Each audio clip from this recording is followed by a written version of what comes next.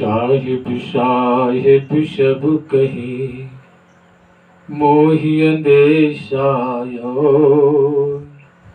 साहिब से परिचय नहीं बैठोगे कहीं ठोर।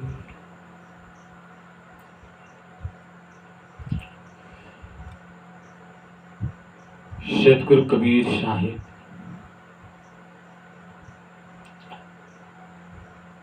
इस साखी के माध्यम से सभी को बता रहे हैं, समझा रहे हैं कि सारा संसार तो भगवान भगवान कहता है, राम राम कहता है, लेकिन मुझको बड़ा अंदेशा है, बड़ा संदेह है कि उस भगवान से परिचित नहीं है, उस राम से परिचय नहीं है, तो जाओगे कहाँ, कहाँ बैठोगे, कौन सा स्थान मिलेगा तुम्हें?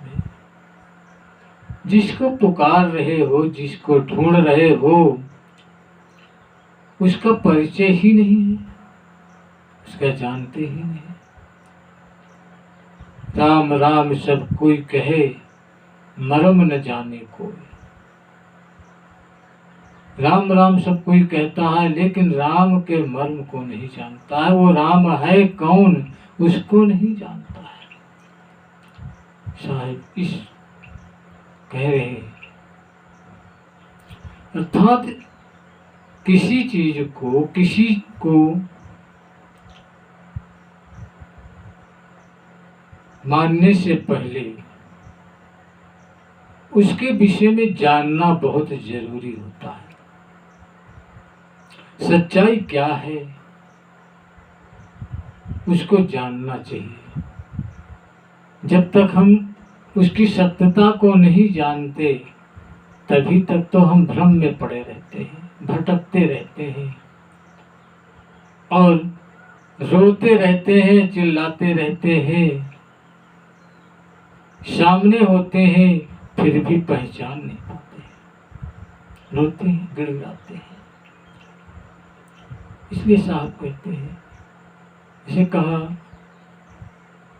कि पानी में मीन प्यासी, रही रही मोहि आवे हासी। जैसे पानी में मछली है और प्यास प्यास चिल्ला रही है, बड़े असंभव की बात है, सोचने की बात है कि मछली पानी में ही रह रही है, पानी ही उसका जीवन है, लेकिन फिर भी वो कहती है मैं पानी के लिए प्यासी हूं। पानी पीकर ही जी रही है, मगर फिर भी कह रही कि मुझे प्यास लगी है, पानी की प्यास लगी है। ऐसे ही ये मनुष्य है जो कि जिस साहेब, जिस परमात्मा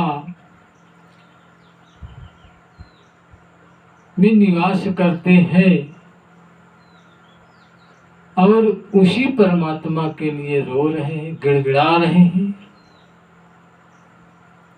सब जगह दौड़ रहे हैं, भटक रहे हैं, ढूंढ रहे हैं, लेकिन समझ नहीं पा रहे। खोवे अंते ढूंढे अंते क्यों कर आवे हाथ। कोई चीज को जैसे कहीं खोया हुआ है और ढूंढ कहीं दूसरी जगह रहे हैं, कैसे हाथ है। जैसे एक दृष्टांत है, एक बुढ़िया की सुई खो गई थी। वो सुई आंगन में खो गई थी, आंगन में खोई हुई थी, और वो बुढ़िया जो है घर के बाहर उस सुई को ढूंढ रही है, बाहर खोज रही है, सुई खोई आंगन में है और बाहर खोज रही है, तो बाहर कैसे मिलेगी? ढूंढती है। लोग बाग निकलते हैं, देखते हैं कि ये बुढ़िया बड़ी देर से इस जगह पर ना जाने क्या चीज ढूंढ रही है। तो कुछ लोगों ने पूछा, माता जी अब क्या ढूंढ रही हैं? क्या तुम्हारा खो गया है? बोले, बेटा मेरी सुई खो गई है, कोई ढूंढवा दे तो बड़ा एहसान होगा, बड़ा परमार्थ होगा। वो भी ढूंढवाने लगते हैं उस जगह पर, लेकिन जब सुई वहां है नहीं तो मिलेगी कैसे? जब नहीं मिलती है, काफी समय हो जाता है, तो पूछते हैं लोग कि माता जी सुई तुम्हारी कहाँ खोई है? बुढ़िया बताती है, वो तो आंगन में खोई हुई है। बोले, सुई आंगन में खोई है और तुम यहाँ बाहर, घर से बाहर ढूंढ रही हो, यहाँ कैसे मिलेगी? वही क्यों नहीं ढूंढती? बुढ़िया बोलती है कि वहां पे अंधकार है, वहां प्रकाश नहीं है, इसलिए वहां नहीं ढूंढ रही। उसने लोगों ने कहा, माता जी तुम वहां पे कुछ प्रकाश कर लो, तुम वहां प्रकाश करके ढूंढो, तब तो वहां मिल जाएगी, यहाँ थोड़ी। बुढ़िया कहती है, बेटा मैं यही तो सबको समझा रही हूँ, यही सबको बता रही हूँ कि जिस परमात्मा को तुम बाहर ढूंढ रहे हो, तीर्थों में ढूंढ रहे हो, मंदिरों में ढूंढ रहे हो, मस्जिदों में ढूंढ रहे हो, वो परमात्मा, वो ईश्वर, वो भगवान कहीं बाहर थोड़ा है, वो तो तुम्हारे अंदर है, खोया हुआ है, तुम उसी में निवास करते हो और तुम उसे तीर्थों में ढूंढ रहे हो। क्यों ऐसा ढूंढ रहे हो? क्योंकि तुम्हारे अंदर अंधकार है, अज्ञान है, तुम्हें इस बात का पता नहीं है और ढूंढ रहे हो। सबसे पहले ये पता नहीं लगाया कि वो परमात्मा है कहाँ, वो साहेब है कहाँ जिसको हम पुकार रहे हैं, इस बात का तुमने पता ही नहीं लगाया और भटकते हो इधर से उधर, तीर्थों में, मंदिरों में, मस्जिदों में भटक रहे हो। तो वहां कहाँ मिलने वाला है, जबकि वो तो तुम्हारे ही अंदर है। मुंह को कहाँ ढूंढे बंदे, मैं तो तेरे पास हूँ। वो स्वयं कह रहा है कि ए बंदे तू मुझे कहाँ ढूंढ रहा है, मैं तो तेरे ही पास हूँ। ना मंदिर में, ना मस्जिद में, ना काशी मथुरा में, ना एकांतवास में, मैं कहीं नहीं हूँ। ना मंदिर, ना मस्जिद, ना मथुरा, ना गुरुद्वारा, एकांत में कहीं मैं नहीं हूँ। मैं तो तेरे पास में हूँ। अपने पास ढूंढ, अंदर, अपने अंदर ढूंढ, तब तो मैं मिलूंगा। तो बाहर भटकेगा तो मैं नहीं मिल सकता हूँ। मैं तो तेरे सामने खड़ा हूँ, मगर तू उस स्थान को छोड़ करके मेरे पास आ जा, जहाँ तू ढूंढ रहा, जहाँ तू रमा हुआ है, उसको छोड़ दे, तब मेरे पास आ, तो मैं तुझे स्वयं मिल जाऊंगा। कस्तूरी कुंडल बसे मृग ढूंढे बनमाए, ऐसे घट घट राम है दुनिया जानता है। कबीर साहब कहते हैं कि जैसे मृगा के नाभि में ही कस्तूरी का निवास है, कस्तूरी मृगा की नाभि में रहती है, लेकिन वो उसकी सुगंधी को पा करके भटक रहा है और ढूंढ रहा है जंगलों में, बन बन ढूंढ रहा है। उसकी अज्ञानता है, वो ये नहीं समझ पा रहा कि ये सुगंध तो मेरे ही नाभि से आ रही है,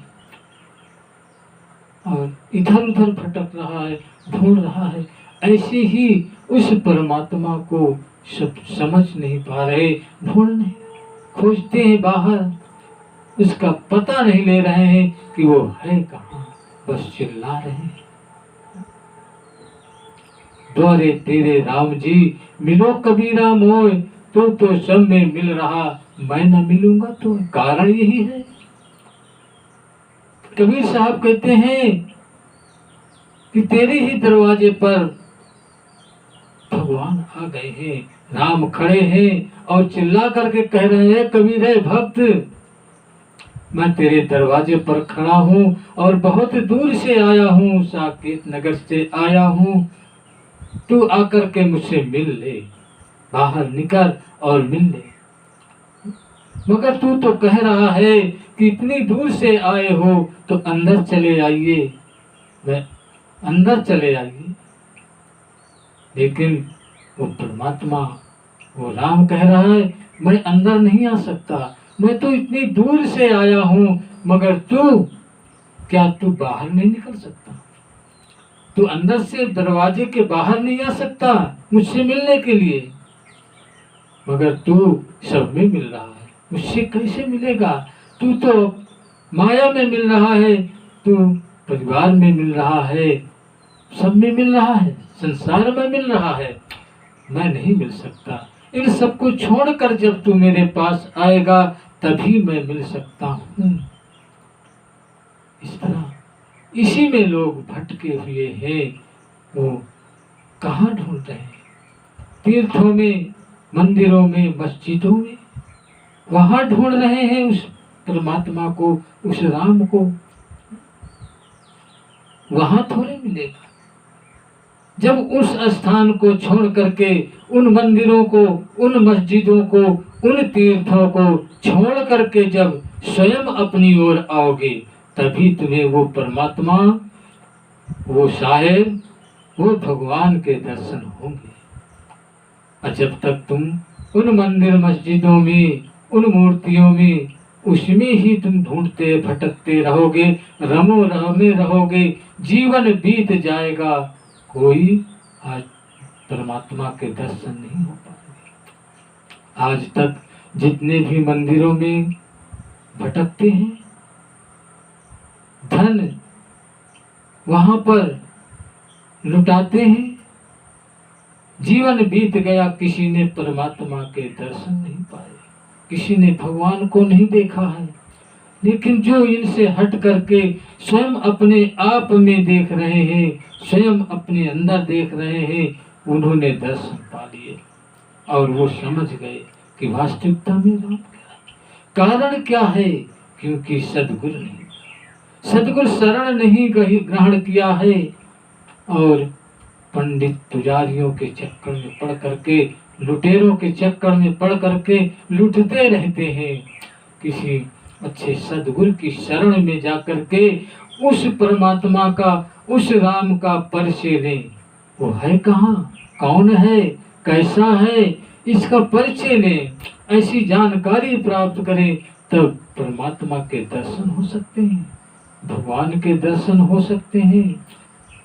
जब तक सद्गुरु शरण नहीं मिलेगी, किसी सद्गुरु की, संतों की शरण नहीं प्राप्त करेंगे, तब तक भटकते रहोगे, सारा जीवन बीत जाएगा, ये मानव जीवन बेकार चला जाएगा, व्यर्थ में चला जाएगा। ये मानव जीवन ही एक ऐसा है जिसमें कि कुछ भी पा सकते हैं, कुछ भी खोज कर सकते हैं, किसी के भी दर्शन पा सकते हैं। बाकी अन्य मानवेतर प्राणियों में कभी ऐसा नहीं हो सकता, क्योंकि उनमें ज्ञान ही नहीं है, विवेक शक्ति ही नहीं है, सोचने की शक्ति नहीं है। सिर्फ जो स्वाभाविक है, भोजन छाजन, बस जन्म प्रजनन, जो स्वाभाविक है, बस उतना ही मानवेतर प्राणियों में है, उसके अलावा कुछ नहीं है। मानव प्राणियों में ही सारा ज्ञान है, और इस मानव जीवन को पा करके बेकार में गंवा दिया तो व्यर्थ चले गए, दर्शन नहीं पा सके, परमात्मा को पहचान नहीं सके, और चिल्ला रहे हैं, राम राम रटते जा रहे हैं, माला जपते जा रहे हैं, पूजा पुजारियों के चक्कर में फंसते हैं। साहब ने कहा है, माला फेरत युग गया, गया न मन का फेर, कर का मन का डाल दे, मन का फेर। साहब कह रहे हैं कि माला फेरते हुए, पूजा करते हुए युगों बीत गए, एक युग की बात नहीं है। सतयुग बीत गया, त्रेता युग बीत गया, द्वापर बीत गया और कलयुग भी जा रहा है, लेकिन अभी तक माला का फेरना बंद नहीं हुआ। पूजा पुजारी अभी तक बंद नहीं हुई, अभी तक पूरा नहीं हुआ। क्यों पूरा हो? क्योंकि अभी तक मिला नहीं। जिसके लिए माला फेरते हैं, जिसके लिए पूजा करते हैं, वो मिला ही नहीं है। जब मिल जाएगा तभी बंद होगा। किसी वस्तु को हम पाना चाहते हैं, उसके पाने के लिए खोज करते हैं, उसको ढूंढते हैं, और जब उस वस्तु को हम पा जाते हैं, तब क्या फिर हम उसकी खोज करते हैं, फिर उसे ढूंढते हैं। जब वस्तु मिल गई तो फिर कौन ढूंढता है? चुपचाप वस्तु को पा करके और अपने पास रख लेता है, किसी से बताता भी नहीं है। इस तरह माला फेरने से कुछ मिलने वाला नहीं है। जीवन बीत जाता है, युगों बीत गए, अभी तक नहीं मिला तो अब क्या मिलेगा? माला सदगुरु की शरण में जा करके जो माले के लिए कह रहे हैं, उस माले को फेरो। कहते हैं कर का मन का डाल दे, मन का फेरो। अर्थात हाथ के माला को छोड़ दे, उस मंदिर मस्जिदों की पूजा को छोड़ दे, और मन का फेर। अपने ही मन को तो ढूंढ, अपने मन में खोज, अपने अंदर ही खोज, अपने मन में फेर, तब जाकर के तू उसको पाएगा। और जब पा जाएगा तब शांत हो जाएगा। जिन्होंने पा लिया है वो सब शांत हो गए हैं, वो कभी फिर मुंह नहीं खोलते हैं, कोई नहीं खोलता है। जान लेने के बाद चुप हो जाना ही अच्छा होता है। इसलिए जहाँ जान बूझ जड़ हुए रहे, बल तज निर्बल होए, कहे कबीरता सुन का पला न पकड़े। जो जान बूझ करके शांत हो जाते हैं, निर्बल बिल्कुल शांत हो जाते हैं, फिर उनका कोई पीछा नहीं पकड़ता है। जो पा जाता है वो फिर बताता भी नहीं है। क्यों? क्योंकि उसका उपहास होता है। उपहास होता है, तभी तो साहब ने ऐसा लिखा है कि मन मस्त हुआ, मन मस्त हुआ, फिर क्यों बोले। मन मस्त हुआ, फिर क्या बोले। हीरा पायो, गांठ गांठ आयो। हीरा पायो, गांठ गांठ आयो। बार बार वाको क्यों खोले, बार बार वाको क्यों खोले। मन मस्त हुआ, फिर क्यों बोले। हीरा पायो, गांठ गांठ आयो। बार बार वाको क्यों खोले। मन मस्त हुआ।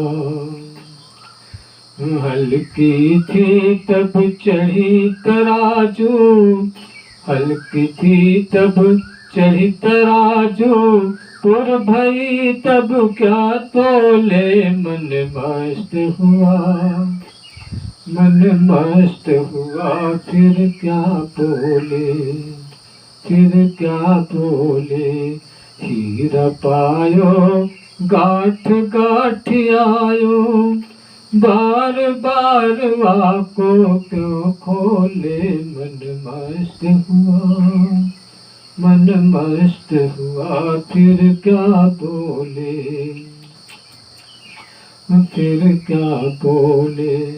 सूरत करारी भई मतवारी, सूरत करारी भई मतवारी।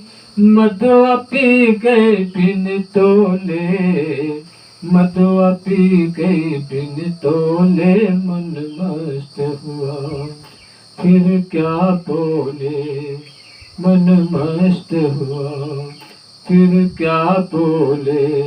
हीरा पायो गाठ गाठ आयो, बार बार आंखों क्या खोले, मन मस्त हुआ फिर क्या बोले। हंस पायो मान सरोवर, हंसा पायो मान सरोवर, ताल तलैया क्या डोले। हंस पायो मान सरोवर, ताल तलैया क्या डोले। मन मस्त हुआ, मन मस्त हुआ फिर क्या बोले, मन मस्त हुआ। हीरा पायो गांठ गांठ आयो, बार बार आंखों क्या खोले, मन मस्त हुआ फिर क्या बोले, मन मस्त हुआ फिर क्या बोले। तेरा साईं तेरे घट भीतर, तेरा साईं तेरे घट भीतर, बाहर नैना क्या खोले। मन मस्त हुआ, मन मस्त हुआ फिर क्या बोले।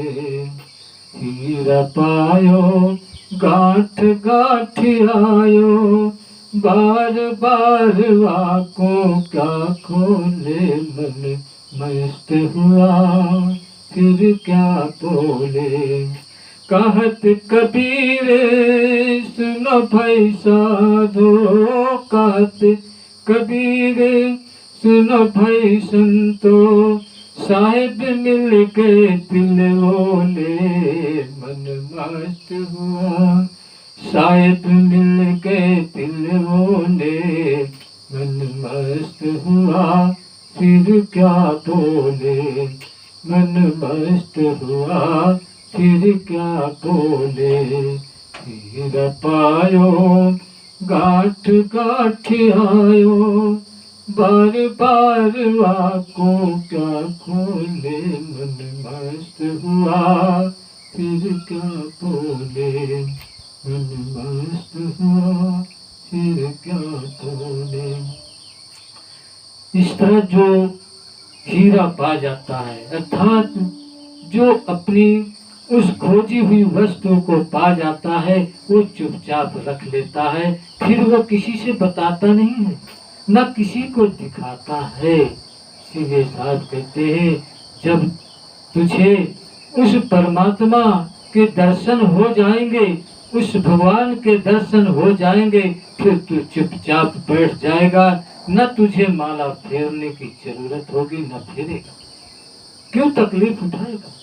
इसलिए साहब कहते हैं कि ये तू जिसे तू खोज रहा है, जिसके लिए तू पुकार रहा है, उसको तू पहले उसका परिचय ले, उसको तू पहचान कर, उसकी जानकारी ले, फिर जहाँ पर वो है वहाँ पर उसे ढूंढ। और इसकी जानकारी तुझे कहाँ मिलेगी? जो जानकार है उन्हीं के पास मिलेगी। साधु संत महात्मा एवं सतगुरुओं के पास मिलेगी। जब तक उनकी तू शरण नहीं जाकर के उनसे जानने की कोशिश नहीं करेगा, तब तक तू उसके दर्शन नहीं पाएगा। जीवन भर कमाता रहेगा और पंडित पुजारियों में लुटाता रहेगा। तेरा धन सदुपयोग नहीं होगा, दुरुपयोग होगा उसका। इसलिए वो लोग क्या करते हैं, उसको, उस धन को दुरुपयोग करते हैं। तो इन्हीं शब्दों के साथ अपनी वाणी को विराम करता हूँ। यदि ये शब्द अच्छे लगे तो इस वीडियो को लाइक करें और सब्सक्राइब करें, शेयर करें, घंटी की बटन दबा करके और अन्य वीडियो को देखने का प्रयास करें।